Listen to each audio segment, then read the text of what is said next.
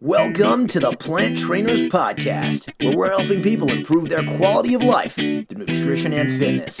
And now, your hosts, nutrition and wellness coaches, international speakers, Adam and Shoshana Chaim. Hey, I'm Adam Chaim. And I'm Shoshana Chaim, and we are Propelled by Plants. Today we bring to you episode 257, Discipline, Change, and Family with Guilt-Free TV's Jeff Morgan. In today's episode of the Plant Trainers Podcast, we talk to Guilt-Free TV's Jeff Morgan about discipline, change, and of course, the family. Jeff is an extremely motivational guy, and he has a lot in common with Adam. After recognizing the signs that his diet wasn't really supporting his body the best way that it could, he made some really drastic decisions and changes, and he never looked back. Kicking bad habits, following your destiny, and healing is really not an easy thing. So Adam and Jeff share some of the insight into what helped them really make fast changes and stick with it long term, embracing a new lifestyle for everyday reality. Since Jeff has some big guns, we talk about protein and how he made a switch to a plant-based lifestyle and how that affected his muscles. And of course, we talk about family. We're grateful for all of you who have been sharing the podcast and leaving ratings and reviews. So thank you so much. It helps others find us, and it helps other people propel themselves towards their health journey, hopefully avoiding unnecessary illness and health events in their own lives. Jeff Morgan was a competitive gymnast for 10 years. He was fascinated how certain exercises develop strength and size in different parts of his body. After gymnastics ended, he became a certified personal trainer and continued his education on how to design his perfect body and help others design theirs as well. As he approached his 40s, he was suffering from many symptoms of ill health, such as rosacea, intestinal bloating, constipation, joint inflammation, and allergies. He no longer recognized himself as that young, fit, and clean-looking athlete he once was. As a father of two great boys, he wanted to age powerfully and gracefully for them, and now he's doing just that. Not only is he helping his family by becoming the strongest, healthiest version of himself, he's also helping to create positive change for the animals and the environment, which are both suffering because of the animal product industries. Jeff's YouTube channel, Guilt-Free TV, helps spread information and awareness regarding a vegan lifestyle. He also works for Clean Machine Plant-Based Fitness Nutrition as the sales rep for the company and is working to help turn a dirty industry clean. Podcasting is like the street performing of radio. Street performers make up their acts, plan, prepare, and get all dressed up. Podcasters seduce guests into coming onto the show, prepare the show, and get the best recording gadgets. Street performers lure their audience in with a great opening act. Podcasters are constantly finding unique ways to let others know what's going on. Street performers have foot traffic to lure in, and podcasters have to work hard to get themselves out there. Street performers come back day after day because they love the way that people look when they laugh and are entertained. Podcasters come back week after week because they're passionate about their message and are humbled by how many people they help. Every now and again, you come across a performance that excites you, that you enjoy, that you can relate to, and then you throw a couple of bucks in the pot. Well, that pot for podcasters is called Patreon. It's a unique way that listeners can show their appreciation and help cover some of the hosting costs and hours of hard work that it takes to put shows out like this. So if you're feeling like this show lights you up, helps you, informs you, or maybe entertains you, we would be grateful for your donation at patreon.com/planttrainers. Even $1 helps us cover costs and ramp up our game. Thank you to those who already contribute and to those who will. And now for a moment of gratitude. Today, I'm grateful for the bright sunshine. I spent the morning on client calls and getting ready for some podcast recording this afternoon. Adam and I are now in the plant cave, of course, recording this. So I decided to get out into the sunshine, take a walk around the block. Nothing too strenuous or anything like that, but just grateful that I moved my body and that I saw the sunshine. I'm grateful for the fact that our kids have the opportunity to go to camp this summer, and they're getting ready to do that very soon. And it's just such a great opportunity for them to interact with others and socialize and spend great time in the summer away from school and learning and experiencing new things. Jeff Morgan, thank you so much for being on the Plant Trainers podcast today. Thank you so much for having me. Do you have a moment of gratitude that you want to share with us and our listeners? I do. I am really, really grateful for, do I have to say only one thing? No, you don't. You could I'm grateful elaborate. for You so could many expand. things. I'm really grateful for my family, because my wife and kids have been very supportive with my efforts and endeavors to make the world a better place. And I think without them, life would be a lot more challenging and a lot more different than it is now. So I love them, and I'm incredibly grateful that I have an incredibly supporting wife and two beautiful boys. All of us are plant-based, and all of us are doing what we can to help make the world a better place. That's great. And I think that we share in that, because that's something that Adam and I talk about a lot. And actually with our family, we go around the table every night and we ask everybody what their success is. And kind of in turn, that's your moment of gratitude, right? Whatever your biggest success is often what you're most grateful for. And at bedtime, we talk about gratitude as well. But just being able to do that with your family. And even though it's not easy, even though raising a family and having a family is not easy, somehow life seems like it would be that much harder if they just weren't there for you. Exactly. I feel the same. So we want to kind of get the listeners to know a little bit more about what your life was like before you were plant-based, and let us in on what some of these health issues and other things going on were. Okay, great. I had always been an athlete since I really can remember. I became a competitive gymnast at age 12. So I developed the frame and the musculature at an early age. So I automatically considered myself healthy because I simply looked healthy. And so I continued my athletics after gymnastics. I became a certified personal trainer. So I went and became inducted into the Protein Pushers Hall of Fame. And just like everybody else that goes through, conventional training courses for training and nutrition. I was training people, helping people build muscle and lose body fat, but I wasn't necessarily helping them get healthier ultimately, because I realized that I myself and the people that I was training were taking, 2 steps forward with their workouts and 1.5 steps back with their diet. And I would see that in the people that I was training, but I couldn't recognize it in myself until I reached my early to mid 30s. And once I reached that age, it became more and more difficult for me to train and work out because I was suffering from inflammatory joint issues, lower back pain. I had some intestinal bloating and inflammation everywhere. I was always hot. In the wintertime, I wouldn't put jackets on because I was always trying to cool down, and I couldn't figure out why it was like that. And I had horrible allergies that would get worse every year, some pretty rough skin issues that would appear on my face. Rosacea is one of them, where my face would break out in these, it would get really inflamed and red and itchy and peeling, and I'd get acne on my nose. And it was actually pretty embarrassing to be in my 30s and when I hit 40, still having skin issues on my face. And when you talk about allergies, are you talking about seasonal allergies or dust allergies, or do you think a rosacea was part of that problem also?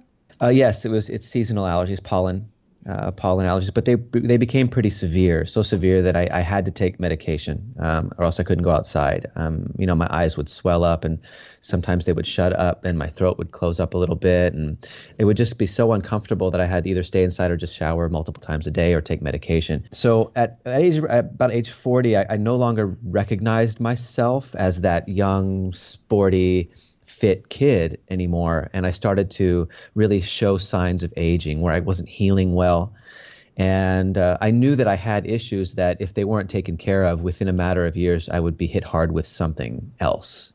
So what was going on emotionally? What was going on inside your head?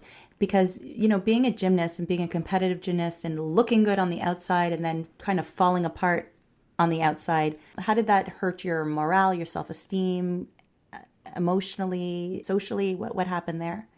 I like that question because I took it 2 ways. When I looked at myself in the mirror, I felt bad.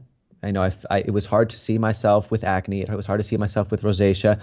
It was hard to see myself having to unbuckle that first button while I was eating meals, because I had that bloating down in my lower abdomen. And so that it was upsetting. At the same time, I kind of used it as an opportunity to get over myself. You know what I mean? My ego, and on how I thought I had to look before I went out, before I had, how I had to look for other people. So I know that a lot of people in life carry around physical signs of disease that they can't get rid of, and they have to wear that out. And I kind of took that as an opportunity to say, hey, I have this issue. Am I going to go out or not? Am I going to face, public with, acne on my nose and, red peeling skin on my face when I used to not have that? So I would actually use it as an opportunity to challenge myself to get over myself and how I needed to look for people. And at the same time, I knew that there was a remedy. I knew it. I didn't know where it would come from, but at some point it would come. So what kind of remedies did you try at first? I know you said that you were on Claritin, like those kind of over-the-counter medications for allergies. What else did you try? Yeah, I would take things for allergies, but for my other issues, I would basically get on the superfood craze. What's the latest topical thing I could use? Coconut oil or wheatgrass juice or juicing or, some sort of thing that I would add into my diet. And I never would consider that it would be something I'd have to remove. And I see that in a lot of people and my friends as well, when they come to me and they say, I've got these issues. What do you recommend I add to my diet to help with it? And usually it's what people have to remove. I think it's interesting, and I'm going to jump in here since now you're allowing me to, but I'm going to add, I just want to come back to... Happy birthday. Oh, thank you. The 20s and 30s there, where you said it was you that made that decision to make the change, right? It was you that decided that, I don't know if I want people seeing me like this. I think there's something I could do about it. A lot of people out there don't really have it within themselves necessarily to say to themselves they want to make a change. They're ready to make a change. They know that they have to make the change. And obviously, when the individual decides that they're going to make the change, that's when the true change happens. And the biggest challenge that I think a lot of us face is in helping people to make change. But right. I think the message really is that they need to find it within themselves to make that change. So how do we now help people realize that the change has to start from within themselves? Well, first, people have to realize that this society doesn't support change. It doesn't support people changing on their own. It's not a supportive society. It's, I can do this for you. I can change. And so what people do is when they have an issue, they automatically look outward for a solution instead of inward for a solution. Meaning, if you go inside yourself and say, okay, there's certain habits that I have and certain things that I do, and let me actually monitor myself for a while and see if I react to something that I'm doing. A simple reaction to, okay, so you have a cup of coffee and you have an instant reaction to the caffeine, and it's so tangible that you can say A plus B equals C. But if someone, goes and has a burger and then late at night they've got acid reflux, they might not put that together. And they might say, okay, I had that, but I have acid reflux. It's in my family. So I'm going to go look outward for medication. So I think the first thing that people have to do is really start to manage and become aware of their behavior habits and how they have an effect on them, whether it be with food or with the way that, we talk to each other in relationships. I'm going to say something, it's going to have an effect. I'm going to eat something, it's going to have an effect. So once I started to remove certain foods from my diet, it was really easy to see which foods were affecting me in different ways. And so if I had something that I'd taken out a few things and I still had something left over and I would have a reaction that night or the next morning, I did it again and then I noticed the same reaction. I said, okay, this is a food-related issue and I got to take care of it. So I think people need to stop looking towards medication as the first go-to, unless it's a serious issue. Stop looking towards other people to change a relationship. When, I'm not just talking about food. Some people would say, hey, you have to change in order for this relationship to be better, but yet they haven't looked within themselves to see where they're failing. But what about the, oh my God, Jeff, but cheese is so good. I know it gives me diarrhea. I know it makes me bloat. Sometimes I throw up from it, but I just can't give it up. I like talking about poop. Sorry. Yeah. Well, Me and 2 kids, we do too. So yeah, well, I tend to think that discipline, self-discipline, is something that's lacking with many in our generation and the millennial generation. Good old-fashioned, I don't do this because it harms me. I don't do this because it's unhealthy. We've gotten so far away from, say, let's go back to the commandments, the biblical commandments, where people used to live by those. And as the generations go on, we get farther and farther away from those things that were designed to actually benefit us. So when it comes to choices that we have to make that harm us, that can cause us, horrible diseases in the future, that can create suffering for other people, especially the ones that are closest to us, it's important to, at some point, kind of own up to the fact that we have to make our own decisions and we have to abide by a certain standard that helps ourselves and helps other people. So, I could say, go get a cheese alternative. Or I could also say, well, take a look at your decision making and, see whether your decision making is helpful or harmful. And some people that are younger might say, oh, well, I don't care. Maybe if it catches up to me in another day, I'll do something about it. But sometimes it's too late, when you fall ill and have to go into, heavy treatment. Okay, so as a child, I had hobbies like any other child. I liked to draw at home. I took a ballet class, but I was by no means a ballerina or anything like that. But, Adam was a very high-level hockey player. You were a high-level gymnast. And I can see the black and white, knowing more about your story and knowing Adam a little bit well. I could see you guys both as black and white people and discipline. And if I've got to do it, I'm going to do it. I'm going to show up and I'm going to do it. And I wonder if that is part of your training as children in, very strong disciplines, and people more like me who didn't have that strong discipline, those bigger role models and those needs to be like that are more of the wishy-washy. It took me, 8 months of being, kind of vegetarian, and then I went vegan. Right. I needed my time. So for both of you, I guess the question is, what sticks out that you learned as children that you're able to apply to your life now and make you more of those disciplined people that you are, that other people can maybe take away? Yeah, I'm glad you brought that up, because I do have to, one of the things that I say the most when people ask me for advice, or they haven't gotten fully rid of meat yet, but I'm trying. And what I say is that everybody has to take a step from where they stand, and you take the step that you can. So if it's from cheese to cheese alternative, a plant-based cheese, then that's the step. But that's not the end point. You don't want to get comfortable in the next step. You want to continue to take your steps forward. I wasn't raised with discipline. I wasn't raised a disciplined human being. I saw the flaw in not having it when I was in my early 20s. So I went out and got some. I actually went out on purpose and did things in my life that required me to be disciplined. Things like selling all my stuff and moving overseas with a one-way ticket and landing in a place that I'd never been before. So I would get there and say, okay, I have to actually be resourceful, I have to be efficient, and I have to take care of myself.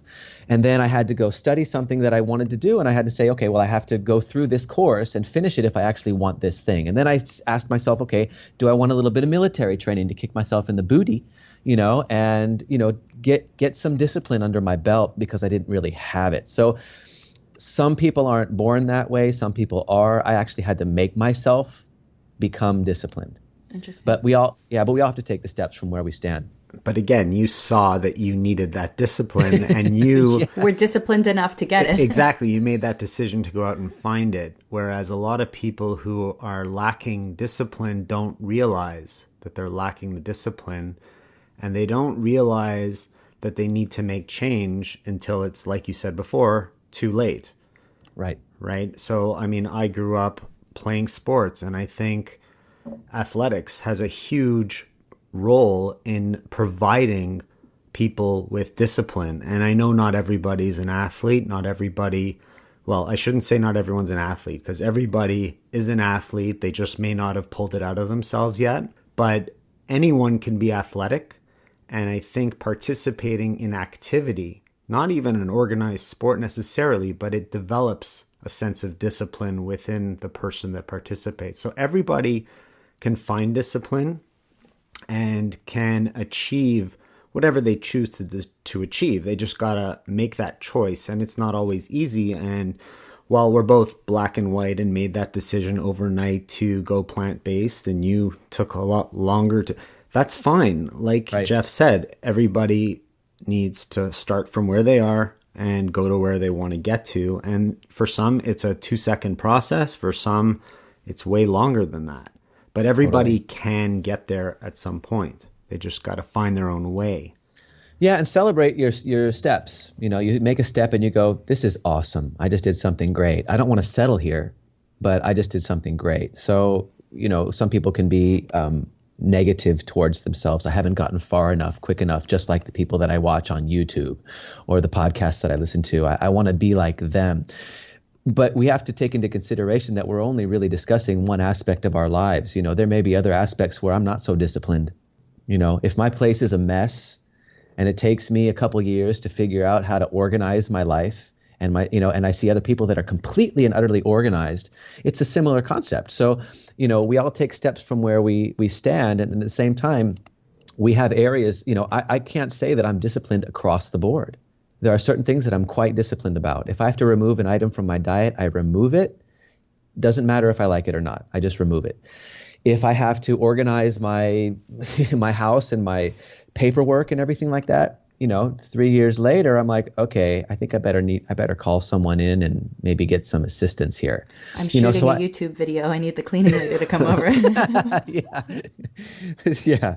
So, you know, I would be the first one to admit that I have flaws, and one of them is organization. So anybody out there listening that's not quite where they want to be with the plant-based lifestyle, that's okay, because like I said before, we take the step from where we are as long as we're taking steps. I am more organized than I was a year ago, and that makes me feel good about myself. You can file your papers on your washboard abs.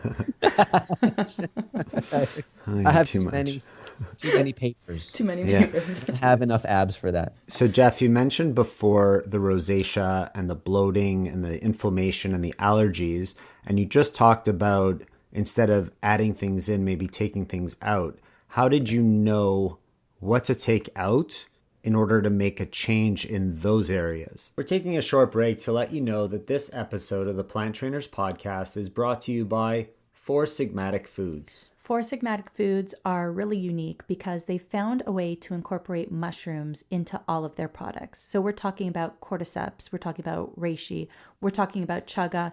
There's so many great benefits that these mushrooms have to offer, and they are all unique and they all offer different benefits. And they found a way to put it into hot chocolate, they found a way to put it into coffee, they found a way to put it into elixirs. You may be thinking that it's a little weird that there's mushrooms in these kind of drinks, but the benefits of these mushrooms have been researched for many years, and the taste is amazing in all of these products. You really got to check them out. And the lemonade. They've put mushrooms into lemonade. So if you want to find out more about these amazing Four Sigmatic products, you can go to foursigmatic.com/planttrainers, FOURSIGMATIC.com/PLANTRAINERS and search for the items that call to you, and be sure to put in the discount code PLANTTRAINERS for 15% off your order. And now back to the show. The decision to go on a plant-based diet and become vegan, I'm going to use both terms because it became ethical, was overnight. My wife was showing me videos. She was showing me lectures. She was delivering information and making chickpea omelets at the same time. So I was fortunate to have that influence. But I was dismissive of it politely because I felt that I wasn't going to be able to maintain my athletic endeavors, even though they were going down the drain anyway. And let's just say, bluntly, I didn't think I'd be able to maintain my physique. So one night I was watching this video by Dr. Michael Greger called Uprooting the Leading Causes of Death. And I like to think that I'm logical. So I watched through that video, and it was so compelling to me that once that video stopped, there's like this moment of silence. And I said, okay, I don't care if I get skinny. I don't care if I get thin and lose my muscles. I'm going to do this anyway. And the next day it happened. So that was the turning point for me when I realized that, here I am before, here's a chance for me to have an after. So when I removed animal products, I removed all of them at once. Just, like we were talking before, I'm that way. I'm just going to go for it, black and white. And it was really miraculous because within 2 weeks, the inflammation, the bloating, the constipation was gone. My skin started to clear up. That took a few more changes over time, which was easier to figure out because my diet became more focused on specific foods and it wasn't just whatever's available. So some of the major issues that were haunting me for, I would say, 15 years disappeared really quickly. And then, it took, removing of certain refined foods to kind of finish the process. And then the genetic stuff is left over, which is just, an occasional little, thing here and there. Amazing. Dr. Greger's amazing. I mean, we've had him on the show Yep. before and we've met him in person, and he's just a wealth of knowledge. He really inspires a lot in us. Did you at any point think, is this just fluke? Or maybe I'm sleeping better and that's why I'm getting better? Did you think that it was all a hoax at any point? Nope. No. It was too obvious. Yeah. It was way too obvious. It was like my father. My parents came out to visit me when my wife and kids and I were living in Israel, and they came out to visit for 3 weeks, and they said, I said, hey, what do we bring in the house for you guys? Because I didn't expect them to be vegan with us. So what can I get for you? I was being accommodating, and they said, nothing. We know that you cook well. We'll just eat what you eat for 3 weeks. And so my father had been on cholesterol medication and high blood pressure medication and medications for the symptoms from those medications. So over the course of the 3 weeks, he felt so much better that he decided to continue. And then within 6 months, he was off all medication. So for him, it was like that. It was like, this is so obvious and so helpful that it can't be a fluke, and there's no way that I'm going to go back. So I kind of felt the same way. Yeah, we get the same with my dad when he comes in to visit. And unfortunately, he hasn't been able to stay for 3 weeks straight because I think that would do a lot of good. But he'll often, it's not funny, but he'll often wake up in the middle of the night having complete lows from his diabetes because he's eaten dinner at 5:30. He's eaten our food with no oil in it. He's not staying up late working on paperwork and shoving, roasted almonds down his throat. Sorry, Dad, if you're listening. But, he's not in his regular routine. He's following our routine. And boom, his sugars clear up like too well because he's taking too much insulin like he would have at home. So, just the power of it just in one night of just staying with us, there's huge changes. He's not taking his blood pressure all the time, but I would suggest to people who are listening who do have family members who come stay with them for a day or two, let them go to the pharmacy and take their blood pressure when they arrive, and let them go take it when they're about to leave too, and see those differences. Get people to see the differences because you can't dispute them. That's right. No, and until you actually feel it for yourself, you don't necessarily believe it, right? You got to experience it to really understand it. Even though people will see the research, they'll see the papers, the documentaries, whatever they might be watching or reading, they still dismiss it. They don't believe it because the marketing's too strong on the other end, I think, right? So it's very complicated. But when they see those benefits happening to themselves, that's when it clicks a lot easier. Yeah, we have a culture that also doesn't believe in miracles. They don't believe anything bigger or better can happen than what's happening.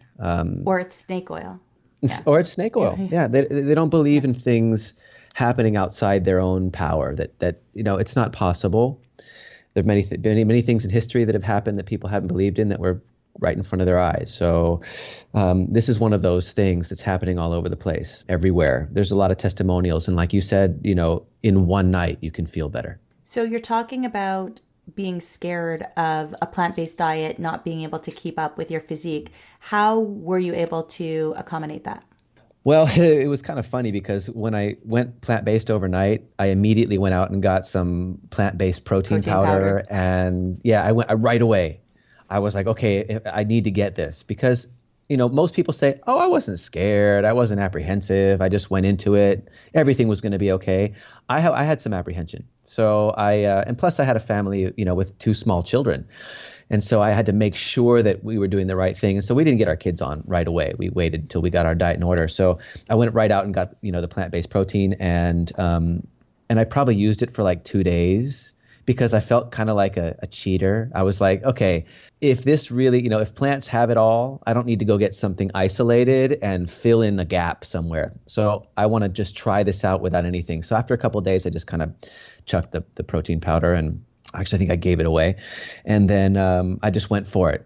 I had like cans of tuna in my closet on reserve that we ended up giving away at some point too, because I just had, my doubts. And you were just talking about how, people don't believe it. Old habits die hard. And, people will take really, really poor habits to the grave. And even though they know early grave. Yeah, earlier grave. Yeah. And even though they know that they'll be harmful. And I think innately, internally, I'm the kind of person that can't stand to see somebody else suffering. I try to do everything I can to help others from suffering. And so when I see people stuck in bad habits, the first thing I do is look to see where my habits, I still have bad habits before I go telling other people to change their bad habits, or, I would say assist in helping change bad habits. I like to take responsibility for my own behavior and my own habits first, so that I lead by example. But yes, old habits die hard. So when you made that change to a plant-based lifestyle and you were still working out, you were a very muscular guy, what I want to know is, did you tell anybody, like any of your training partners or anyone you worked out with, did you tell them that you changed your diet? And if, did you feel weird about discussing that with them, or how did they react to it if you did tell them? Yeah, I told my workout partner, but she already knew because she was my wife. So we would work out together. So I never really had workout partners growing up because I was traveling so much. And unfortunately, it was difficult to maintain really strong friendships. I was always kind of coming and going. And that was till I kind of settled down and, had a family. But I didn't run out and tell everybody right away. It was obvious to some. I would, go out and eat with my brother's family, and obviously we were eating differently. So we had to talk about it. But I didn't make an effort to go out and tell people about it because I simply wanted to make sure that I had a solid foundation in it first, and that life kept getting better and health kept getting better over the course of a period of time. So I would bring it up if it came up in discussion, but I wouldn't talk about it on purpose. Mm-hmm. I only bring that up because I know a lot of people that are working out who are in the gym, and I see this with the teens that I work with all the time who are trying to get big and buff and huge, and they think that it's all about the animal protein. And I do have a few that really are interested in the plant-based nutrition side of things, and they want to go that direction, but they're afraid to make that, known to everybody. Right. And closet vegans. Well, call it what you want, but it's there, whether it's intimidation or embarrassment or uncertainty, I'm not sure.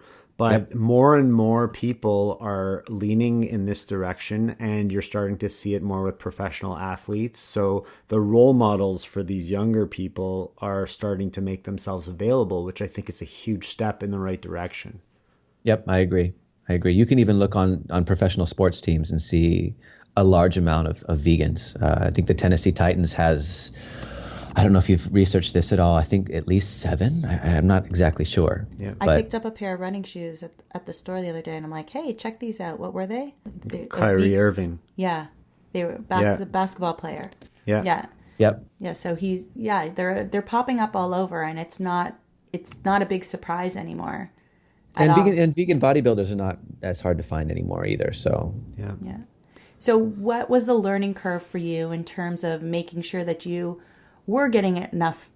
I don't want to say protein. That you were getting enough of the foods that you needed to be able to continue to build your muscle the way that you wanted to. Because you do need but that's everybody's biggest concern. We say the biggest concern is protein, we need to and everybody's it. like, let's get it screw out. protein. But the truth is that we do need protein, and you need more protein than I need, because That's right. I'm just trying to stay fit, and you're trying to build muscle. So there Right. is that need for protein. But so what was that learning curve? Because I know that there have been a lot of people who we've spoken to personally who've said, I went vegan and I started to lose too much muscle mass and I started to put fish back into my diet. Yep. Right. So what was that learning curve like for you? Yeah, that's that's great. No, the learning curve was definitely clear for me. I did my own vegan bodybuilding challenge with no supplemental nutrition, just food, and about 10% of my calories from protein. I wanted to see how little protein I could eat and still build muscle. So I took about 10 months and put on about 10 pounds. I'm not saying every pound of that was muscle because there's more variables involved, but a lot of it was. And that's what most people would consider a slow gainer. And so I looked at my diet and said, okay, is my diet supporting the demands that I'm putting on my body in the gym? Well, the only way I'm going to know that is if I put it to the test and do another vegan bodybuilding challenge with either supplemental nutrition or 1,000 more calories a day or 500 to 700 more calories a day and up my protein intake. So I went from 10% protein to 20% protein. I increased my caloric intake by about 700 calories a day, and I started taking supplemental nutrition. And what I found was I was able to gain close to 20 pounds within the same amount of time. How did you feel? So, well, I felt better because my body was able to heal better and repair the damage that I was doing in the gym. So I would say in terms of digestion, I felt a lot lighter and cleaner when I was just eating. And, everything, the calories were lower. I was occasionally in a caloric deficit, occasionally in a surplus, but I started to feel my body kind of break apart. My joints were starting to hurt. After about 6 or 7 months, my neck was hurting, my shoulders were hurting, my elbows were hurting. I had some tendonitis flare up. And so what I realized was that my diet wasn't supporting the work that I was doing in the gym. So because I have these goals, I had to adjust my diet to make sure that I could achieve those goals in the most efficient way possible and make sure that my body could heal itself appropriately. So I upped my protein. Protein it's an essential nutrient. Amino acids and 8 or 9 of them, whoever you're talking to, are essential. We need to eat them. The thing is that you can fearmonger in 2 ways. You can say, well, animal protein is bad, especially in large amounts. And then you can also say protein in general in large amounts is bad, but it's not bad. And what amount is that? And what are the differences between, or the physiological differences between the effects of animal protein and plant protein? And they're vastly different. And so, if someone's eating 100 grams of animal protein a day or 100 grams of plant protein a day, they're going to have different reactions in the body, even though we all need those essential amino acids. One's going to come with something and the other's going to come with other things. Some are health promoting and some are detrimental to health. Yeah. And I think we've heard the question so often, where do you get your protein? And it's this big, plant-based vegan joke that we're Right. like, ugh, enough about protein. But I think what we do need to say is that we do, exactly, it's essential. We do need protein. It's necessary, but if you eat according to, Dr. Michael Greger's recommendations, if you eat from all the different plant-based food groups throughout the day, most days, and do a good job at that and eat pretty clean and unrefined foods, you're just going to get enough. Unless you are looking to make gains in certain areas or unless you have something specific going on. But for most of us, who are, running a couple of miles a few times a week, lifting a little bit of weights, walking, just team sports, enjoying life, there's no need to go overboard. Right. Well, some people, they will think that, if I just eat, I'll get enough. You can. If you're a bodybuilder and you want to just do whole foods, you can totally do it. You may have to eat a very exaggerated amount of food, a lot of food, which some people don't like to do, and which can be detrimental to health. So there are vegan bodybuilders out there that say that they're supplement free, but they're going to be eating tofu and they're going to be eating seitan, which are isolated forms of protein, especially the seitan, which is about 80% protein, which is just like a protein powder.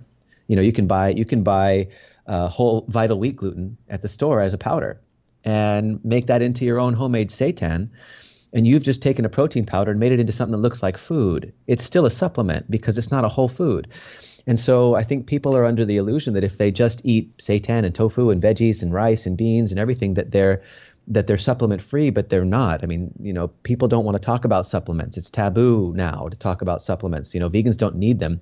That's right. We don't need them, but they can be beneficial depending on what they are and what they're coming from and what they're providing, in terms of nutritional value.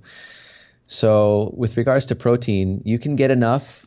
If you want to eat 3,000, 4,000 calories a day, you can get enough. If you want to eat less, 2,000 calories a day, maybe take a little bit of supplemental nutrition. That may be a little bit easier on your digestive system over the course of time, and you may actually live longer if you eat less. There's research that shows that people that eat less food live longer. Yeah, and I think that people need to remember that everybody's different, right? We've all got different histories. We've all got different diseases floating through us, trying to get rid of everything that we've developed through childhood and what have you. So just because it's out there and it's what everybody else is doing doesn't mean that that's necessarily what's right for you. And sometimes you need to seek some professional help from people who understand the plant-based world. Absolutely. So let's talk childhood for a second. You mentioned childhood. Yep, I had one. You had one. I had one. Yep. We all had one. And your kids are having one, and so are ours. So how did they take to this plant-based lifestyle and their transition, and how old were they? And then we'll get into maybe some more questions about that. Okay. My children were 2 and 5 when we changed their diet to a plant-based diet. Now, we did that using mock foods, foods that resembled what they were usually eating. So they didn't really care. It didn't really bother them. They saw fit mommy and daddy. So they already had the example from the outside. Well, if mommy and daddy are doing this and they have muscles and they're in shape and they exercise, well, then this must be good. Now, the 2-year-old didn't have that kind of, cognitive, understanding. But we talked to them about it, and we told them, we did the animal talks. We talked about the animals. We talked about why we don't want to eat animals. We talked about where nutrients come from. We talked about why animals eat plants. We talked about what we're trying to get in our foods, and we talked about health and how exciting it is for our family to be doing something great for the world, and they got excited about it. The younger one got excited because everybody was getting excited. The older one had an understanding and compassion because he had a hard time eating meat. And before we went on a plant-based diet, we were kind of forcing him to eat things that he didn't want to eat. We'd put a piece of meat in his mouth, and he would chew it and chew it and chew it. He'd walk out of the room, right? Can I be excused? Yeah, he'd walk out of the room. He'd come back about 10 minutes later, still chewing. And we're like, okay, spit it out. So he spit it out. And we had these issues with him, and we were a little bit fearful at first of, oh my gosh, we were uneducated. He's not going to get his protein. He's not going to get the iron that he needs. And once we changed over, he was like, oh, good. I don't have to eat that anymore. So part of it was easy, but we simply made sure that we made delicious meals that were calorie dense. They love fruit. So we, had, fruit cut up and available all the time. They like nuts. So we had nuts available all the time, peanut butter and jelly sandwiches and, little tofu omelets and things that they simply liked to eat. They love hummus or hummus, as they say in English, in America. I don't. Yeah, they love, those kinds of dips. So we make those kind of things on a regular basis. And we just made sure the food was tasty. As time went on, we continued to have discussions. We really believe in being transparent with our children. This is why we're doing this. This is what you're eating. This is what it gives you, without being obsessive. You know what I mean? And creating a environment that's stressed out. But we talk to them, and we get educated, and then we deliver the information. We get educated and deliver the information. So the kids grow up knowing what they're doing. They're aware of the impact that their diet has not only on them, because one of our children is so sensitive to stimulants, caffeine, that if he has chocolate, he'll get a headache, a migraine, and then he'll throw up. So he says, if I have chocolate, I throw up. So he says no to chocolate. How many kids can say no to chocolate? But he sees the direct correlation between the two. Yeah, we see some of the similar things with our children and how sensitive they are. Our daughter used to throw up. It was 50-50 after having a string cheese or a yogurt tube.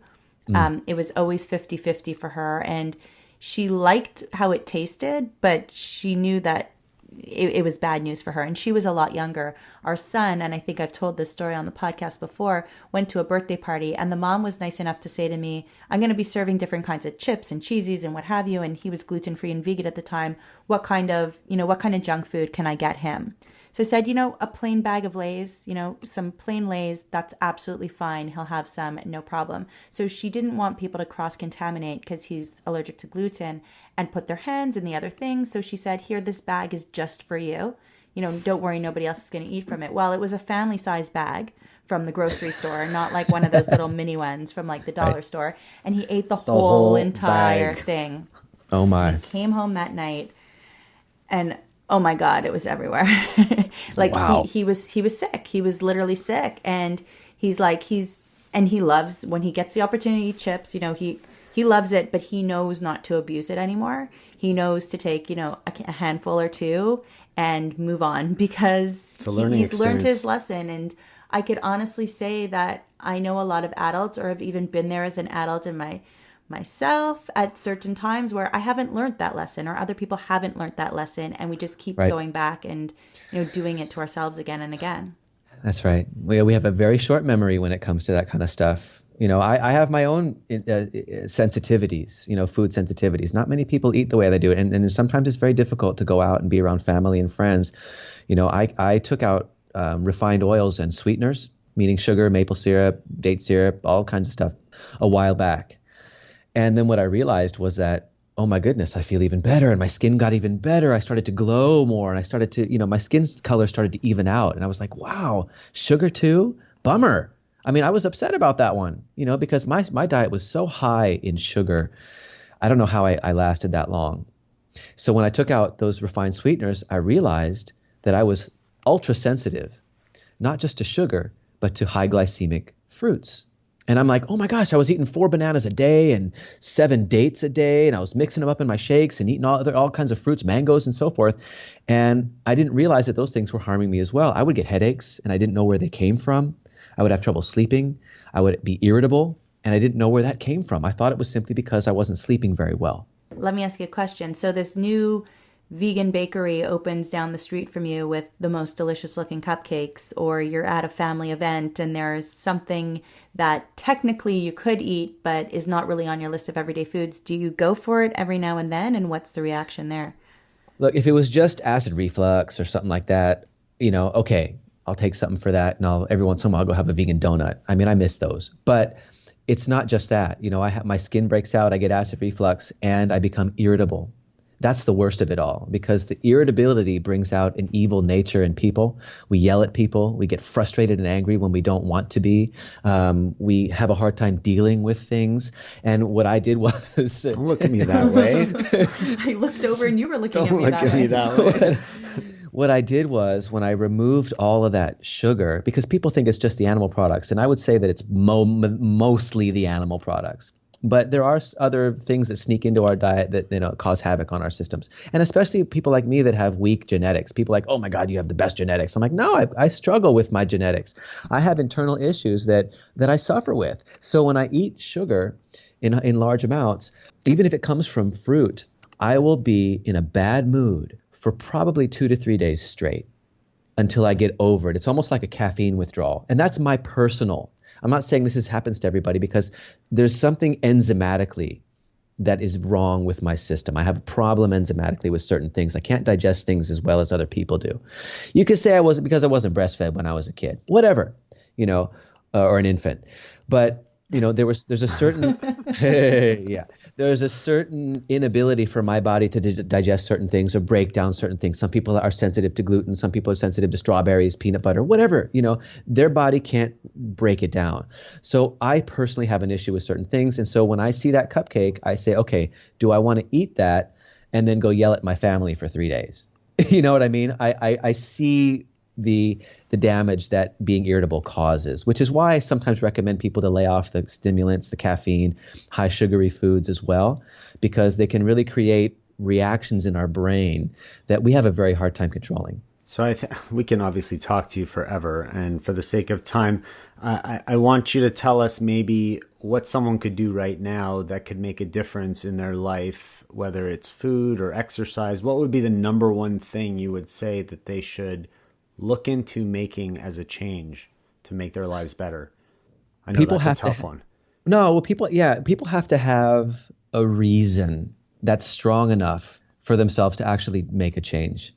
The reason has to be strong enough. And what I like to say is, don't wait until you get hit by the bus.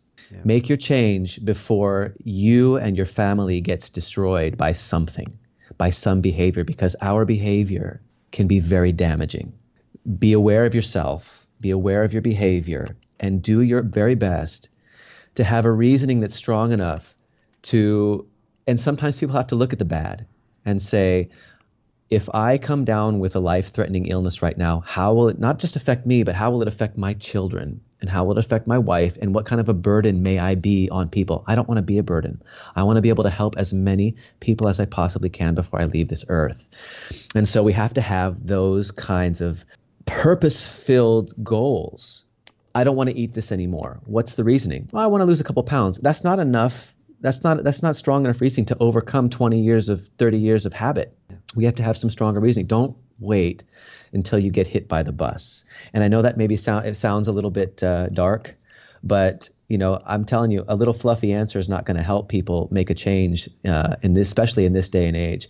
But the light behind this advice is there is another way. There's a better way to live, and you have no idea how good you can feel until you realize how bad you actually feel right now.